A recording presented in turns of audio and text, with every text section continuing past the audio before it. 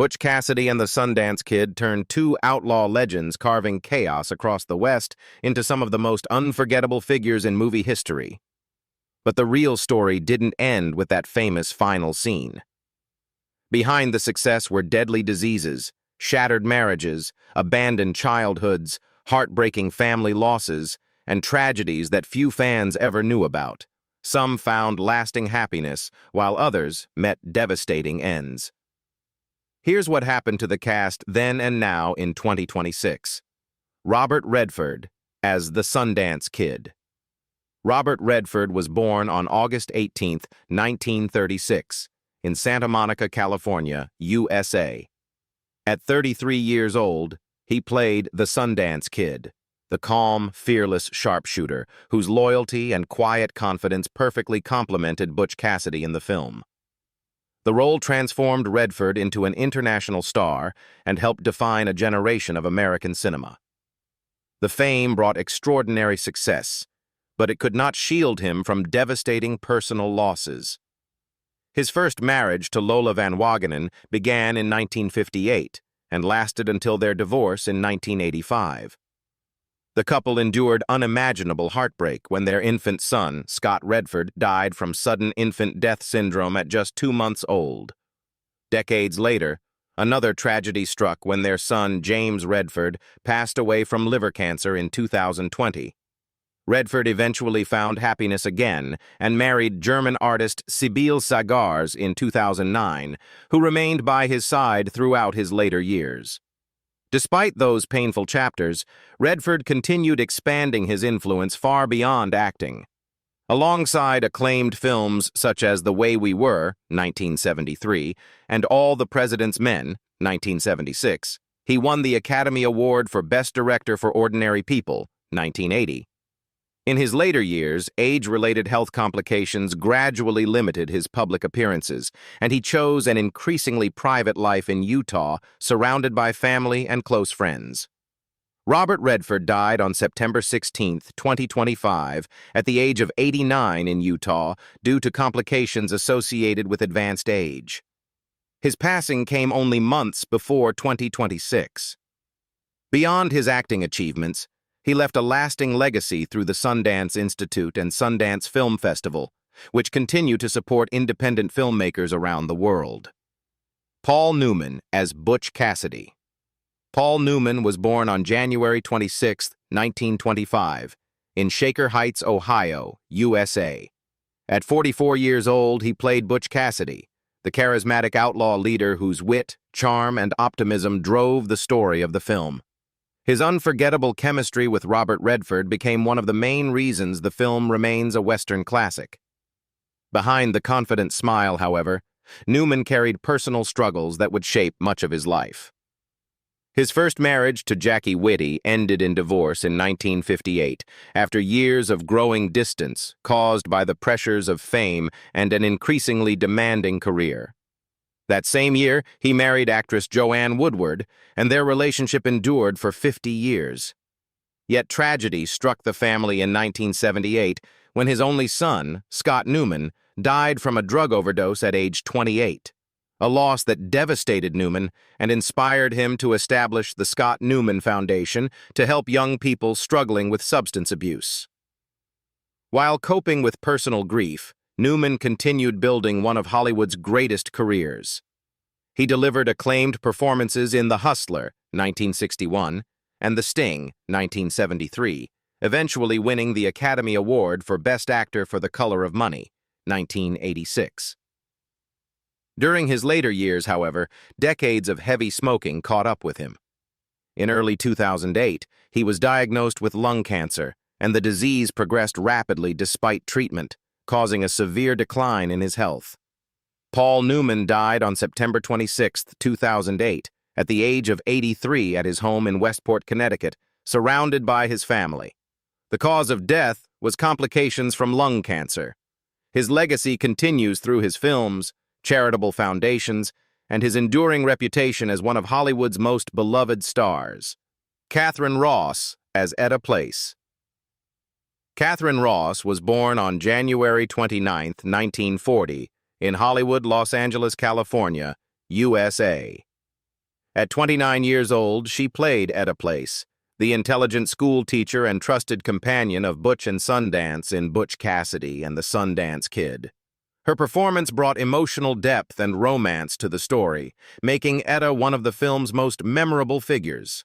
While her career was soaring, her personal life was far less stable. As an adult, she endured 4 failed marriages to actor Joel Fabiani, businessman John Marion, cinematographer Conrad Hall, and screenwriter Tom Mankiewicz. After years of heartbreak and disappointment, she finally found lasting happiness when she married actor Sam Elliott in 1984, beginning a relationship that would endure for decades. With her private life gradually finding stability, Ross continued building an impressive career. She earned an Academy Award nomination for The Graduate, 1967, won a BAFTA Award for Butch Cassidy and the Sundance Kid, and later appeared in acclaimed films such as The Stepford Wives, 1975, and Voyage of the Damned, 1976.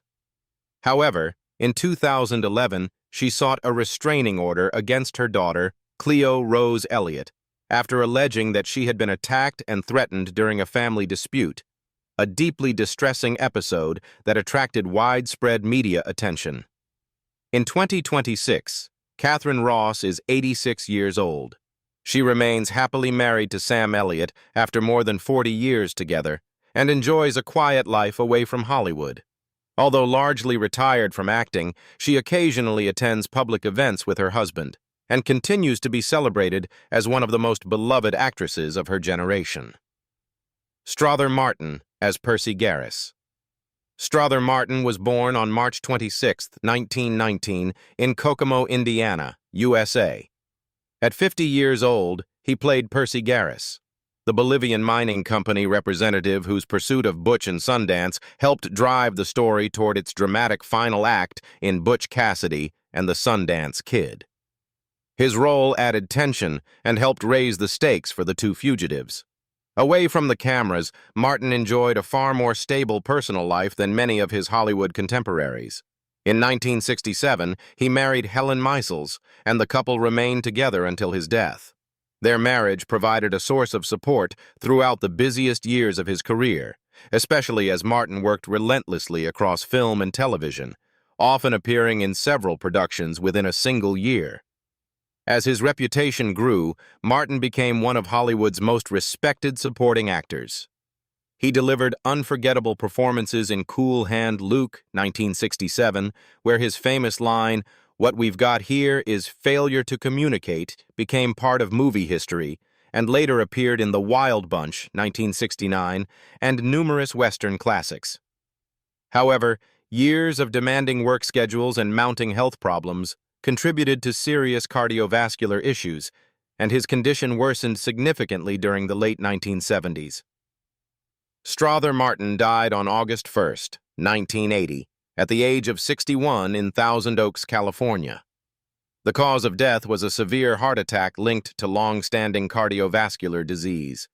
His passing brought an end to a career spanning nearly 180 film and television appearances, leaving behind a legacy as one of the finest character actors ever to emerge from Hollywood's golden era.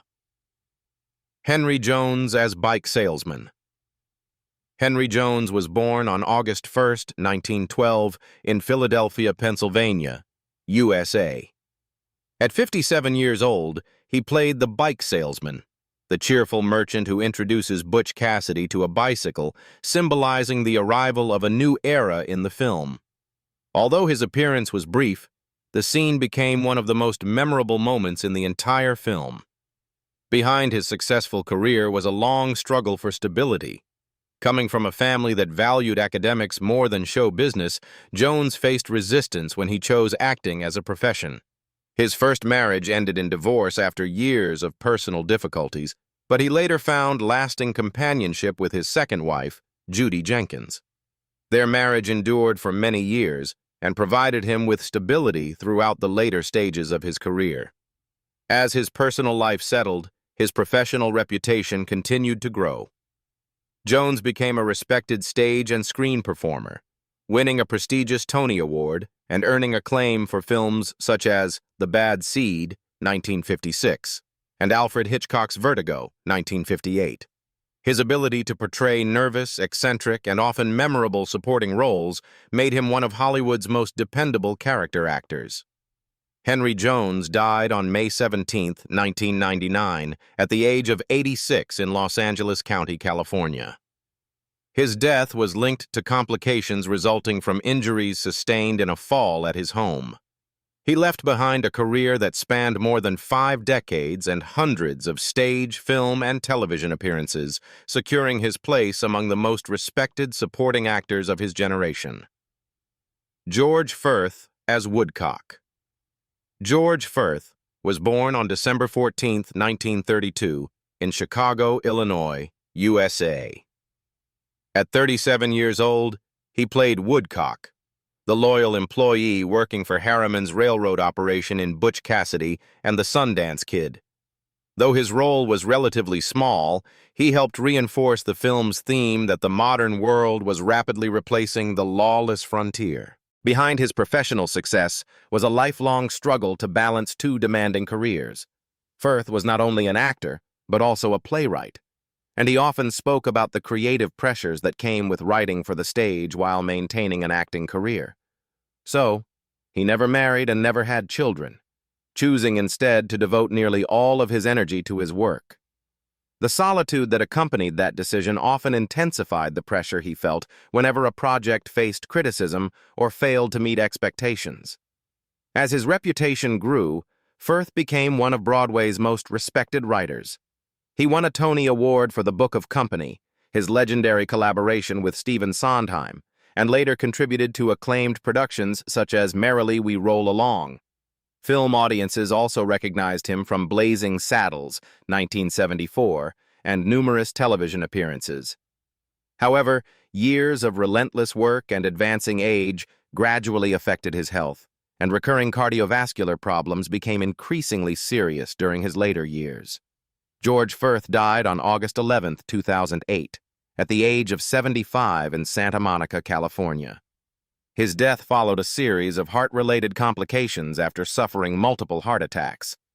Although he left no direct descendants, his work on Broadway continues to influence generations of writers, composers, and performers.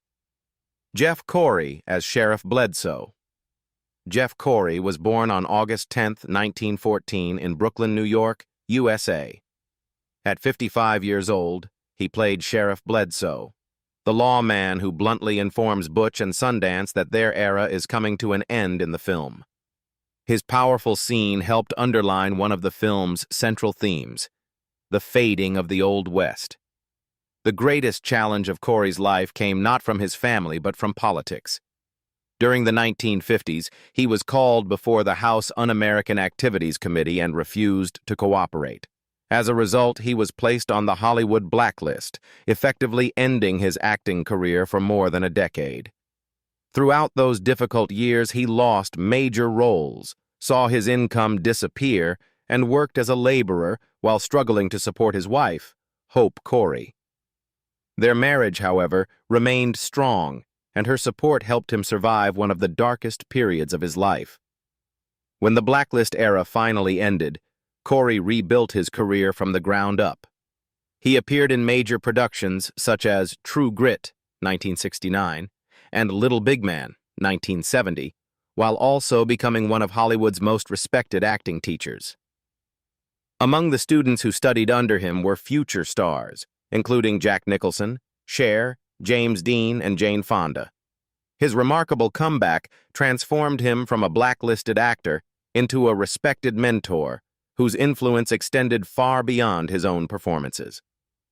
Jeff Corey died on August 16, 2002, at the age of 88 in Santa Monica, California. The cause of death was complications following a severe heart attack. By the time of his passing, he had achieved something few blacklisted performers managed to accomplish: a successful return to Hollywood and a lasting legacy as both an actor and an influential teacher of the craft. Donnelly Rhodes as Macon. Donnelly Rhodes was born on December 4, 1937, in Winnipeg, Manitoba, Canada. At 32 years old, he played Macon, the friendly Bolivian locals who crosses paths with Butch Cassidy and the Sundance Kid after their escape to South America in Butch Cassidy and the Sundance Kid. Though his appearance was brief, he helped establish the new and unfamiliar world the outlaws encountered far from the American West. His decision to pursue acting created tension early in life. Rhodes had originally been encouraged to follow a more conventional path, including the possibility of a military career, but he chose the uncertainty of show business instead. After years of emotional ups and downs, his mutual sense provided the sense of peace he had long been searching for. While his private life gradually settled, his career continued to expand across television and film. He became widely known as Dutch Leitner in the hit comedy series Soap, 1977, and later earned a new generation of fans as Dr. Sherman Cottle in Battlestar Galactica, 2004. He also appeared in productions such as Danger Bay and Da Vinci's Inquest. During his later years, however, Rhodes quietly battled cancer, choosing to keep much of his health struggle away from public attention while continuing to work whenever possible. Donnelly Rhodes died on January 8, 2018, at the age of 80 in British Columbia, Canada. The cause of death was cancer after a lengthy private battle with the disease. His passing marked the end of a career spanning more than 5 decades and hundreds of television and film appearances across North America. Cloris Leachman, as Agnes. Cloris Leachman was born on April 30, 1926, in Des Moines, Iowa, USA. At 43 years old, she played Agnes, a warm and welcoming frontier woman who briefly crossed paths with Butch and Sundance in Butch Cassidy and the Sundance Kid. Although her role was limited, her natural screen presence added charm and authenticity to the film's Western landscape. Behind her remarkable career stood a personal life filled with both joy and heartbreak. In 1953, she married television producer George England, and together they had 5 children. However, years of marital strain, frequent separations, and persistent rumors of infidelity placed enormous pressure on the relationship before the couple finally divorced in 1979. The greatest tragedy came in 1986, when their son, Brian England, died from a drug overdose, a loss that remained one of the deepest wounds of her life. Even while enduring those personal struggles, Leachman built one of the most decorated careers in American entertainment history. She won the Academy Award for Best Supporting Actress for The Last Picture Show, 1971, and accumulated a record 8 Emmy Awards throughout her career. Audiences also loved her work in Young Frankenstein, 1974, The Mary Tyler Moore Show, and countless television productions. Cloris Leachman died on January 27, 2021, at the age of 94 at her home in Encinitas, California. Her death was attributed to a stroke, with COVID-19 listed as a contributing factor. She was cremated following a private family service. By the time of her passing, she had established herself as one of the most acclaimed and versatile actresses in American entertainment history. Jodie Gilbert as Large Woman. Jodie Gilbert was born on July 18, 1915, in Texas, USA. At 53 years old, she played Large Woman, the outspoken female passenger aboard the train who briefly interacts with the travelers around her in Butch Cassidy and the Sundance Kid. Although her appearance lasted only a short time, she added humor and personality to one of the film's memorable train sequences. Life was rarely easy for Gilbert. Growing up with a larger-than-average physique, she endured years of ridicule and harsh comments about her appearance. Those challenges followed her into Hollywood, where casting directors frequently limited her to stereotypical supporting roles rather than allowing her to showcase a wider range of talent. Unlike many performers of her era, she never married and spent much of her life living independently, often focusing entirely on her work. Despite those obstacles, Gilbert built a respectable career as a character actress. Audiences saw her in productions such as Never Give a Sucker an Even Break, 1941, and numerous television and film appearances over several decades. She became one of those familiar faces viewers instantly recognized. Tragically, her final days were overshadowed by a devastating automobile accident that left her with severe injuries. Jodie Gilbert died on February 3, 1979, at the age of 63 in Los Angeles, California. Her death resulted from complications following a serious car accident in which her vehicle was struck by a drunk driver.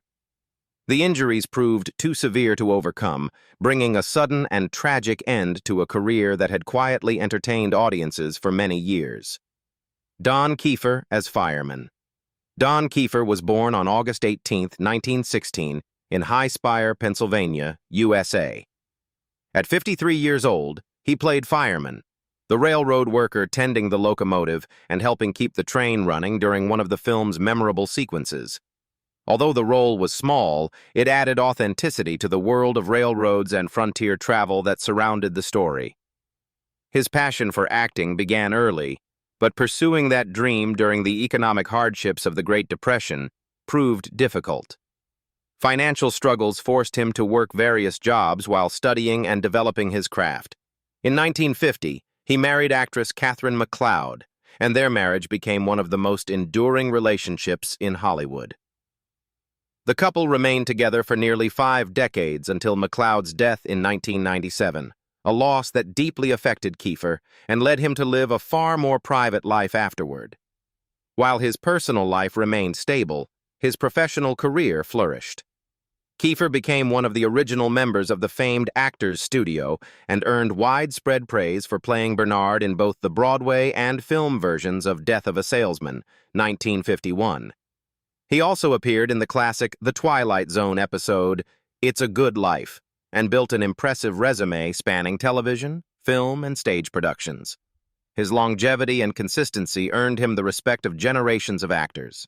Don Keefer died on September 7, 2014, at the age of 98 in Sherman Oaks, California. He passed away peacefully from natural causes associated with advanced age. By the time of his death, he had enjoyed a career that lasted more than 6 decades and remained remembered as one of the last surviving performers connected to many of Hollywood's Golden Age productions. Timothy Scott as Newscarver. Timothy Scott was born on April 2, 1937, in Detroit, Michigan, USA. At 32 years old, he played Newscarver, the newspaper reporter responsible for documenting events and spreading information about the exploits of the film. Though his role was brief, it helped reinforce the growing fame and notoriety that followed the two outlaws throughout the story. The road to a successful acting career was not an easy one. Scott spent much of his early life moving between different regions of the United States and often faced financial uncertainty while trying to establish himself in the entertainment industry. Stability eventually came through his marriage to Donna Scott, and the couple built a quiet family life together. Even so, the unpredictable nature of acting work meant that periods of professional success were often followed by stretches of uncertainty and pressure. As his career progressed, Scott became known for portraying rugged Western characters. He appeared in numerous television and film productions, earning particular recognition for his role as P.I. Parker in the acclaimed miniseries Lonesome Dove. He also appeared in projects such as The Long Riders, 1980, and The Ballad of Gregorio Cortez, 1982. However, recurring cardiovascular problems began affecting his health during the final years of his life, creating concerns among family and colleagues. Timothy Scott died on June 14, 1995, at the age of 57 in Los Angeles, California. The cause of death was a sudden heart attack. His passing came while he was still actively working, bringing an abrupt end to a respected career that had made him a familiar face in Western film and television productions. Charles Dierkop as Flatnose Curry. Charles Dierkop was born on September 11, 1936, in La Crosse, Wisconsin, USA. At 33 years old, he played Flatnose Curry, one of the loyal members of Butch Cassidy's outlaw gang in Butch Cassidy and the Sundance Kid. Although he was not among the film's central figures, his rugged presence helped make the Hole-in-the-Wall gang feel authentic and believable. Behind his tough on-screen image was a childhood marked by abandonment and hardship. His father left the family when Charles was still an infant, and his mother later walked away as well, leaving him to be raised by an aunt. The emotional scars of growing up without his parents followed him for years. He left school before graduating, joined the United States Marine Corps, and served during the Korean War. One of the most emotional moments of his life came decades later when, at the age of 39, he finally located and met the father who had abandoned him as a child. As he worked to overcome those early struggles, Dierkop gradually built a successful acting career. Audiences recognized him from films such as The Sting, 1973, and The Deer Hunter, 1978, while television viewers remembered him as Officer Pete Royster in Policewoman. Known for portraying tough soldiers, criminals, and lawmen, he became one of Hollywood's most dependable character actors and appeared in dozens of films and television series over a career spanning more than 5 decades. Charles Dierkop died on February 25, 2024, at the age of 87. His death marked the end of a remarkable journey that carried him from an abandoned child in Wisconsin to a respected veteran and successful actor in Hollywood. By the time of his passing, he had earned the admiration of generations of fans through a career built on perseverance, resilience, and determination. So, after all these years, which member of the Butch Cassidy and the Sundance Kid cast surprised you the most? From legendary careers and heartbreaking losses to remarkable lives beyond Hollywood, their journeys were every bit as unforgettable as the film itself. Let us know in the comments, and don't forget to like, subscribe, and turn on notifications for more Then and Now updates in 2026. Thanks you for watching, and see you in the next video. Goodbye.